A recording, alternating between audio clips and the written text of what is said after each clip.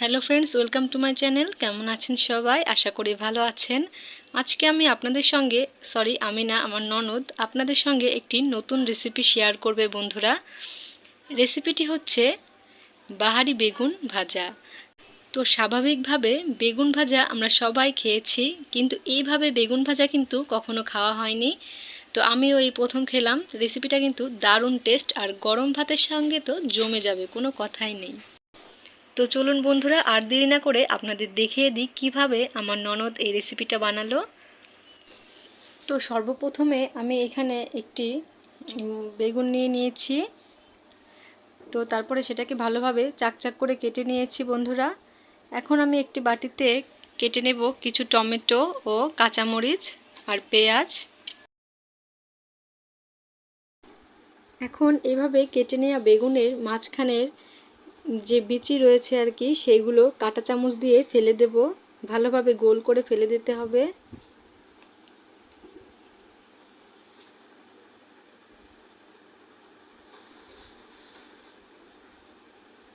তো আমি প্রত্যেকটি পিসে এইভাবে পরিষ্কার করে নিয়েছি।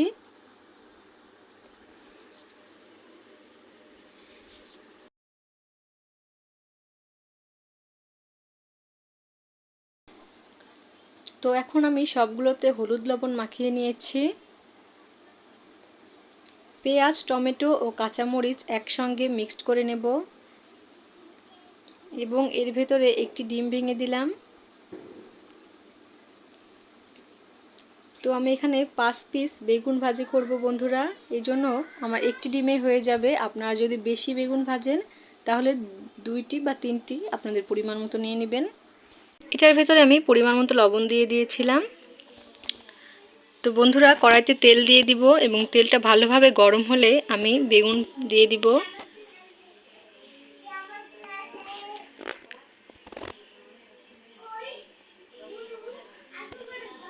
তারপরে এভাবে আগে থেকে তৈরি করে রাখা ডিম সঙ্গে টমেটো, পেঁয়াজ ও কাঁচামরিচ একসঙ্গে ভালোভাবে মিশিয়ে দিয়ে দিলাম।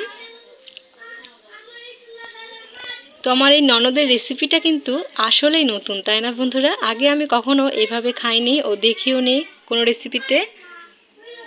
তো এক সাইড খুব ভালোভাবে ভাজা হয়ে গেলেই কিন্তু আপনারা উল্টে নেবেন।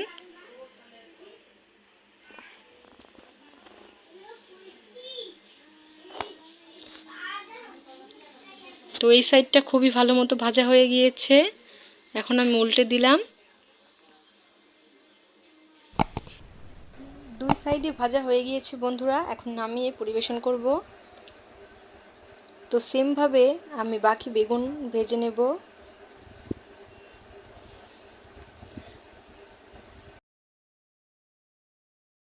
তো বন্ধুরা, বাসায় গেস্ট আসলে ঝটপট করে কিন্তু আপনি এই নতুন রেসিপিটি তৈরি করে দিতে পারেন। গরম ভাতের সঙ্গে খুবই ভালো লাগে বন্ধুরা। ভালো লাগলে একবার হলেও বাসায় ট্রাই করে দেখতে পারেন। ভালো থাকবেন সবাই। আর আমার ননদিনীর এই রেসিপিটি আপনাদের কেমন লাগলো অবশ্যই কমেন্টে জানাবেন বন্ধুরা।